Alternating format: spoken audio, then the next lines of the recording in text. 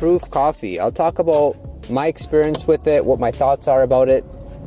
I personally don't like it, and the primary reason why is because it is so high in calories. For me, I can eat about 2,300 calories per day to maintain my body weight, and I would rather enjoy that caloric intake from foods, from things I can actually eat.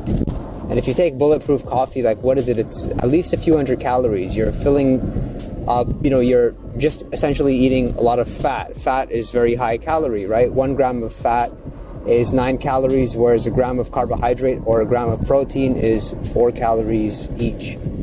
Overall, my thoughts are, personally, I did not experience much of a benefit from it, cognitively speaking. Not really like extra focus. Although, I mean, it does do its job in staving off hunger, but naturally, anything which, I mean, you're eating calories, it's going to help you with hunger. Do I believe it'll help you prolong your fasting period and just fight off hunger that way? It could, but not as significant, but not really much more than just having just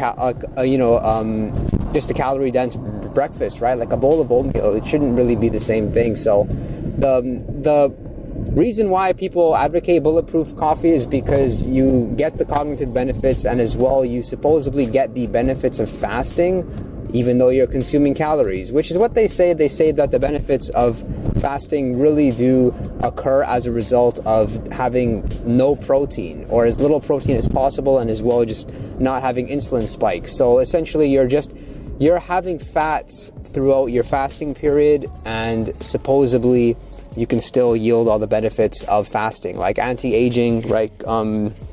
Caloric restrictions, supposed to help with your insulin sensitivity and so forth. But overall, I'm not a fan. Although I will note that it can work well with some people. This is something that is dependent on body type. Even intermittent fasting, there's more research showing that it doesn't work as well on females as it does for men. If you're unfamiliar with Bulletproof coffee, you're essentially mixing butter with coffee.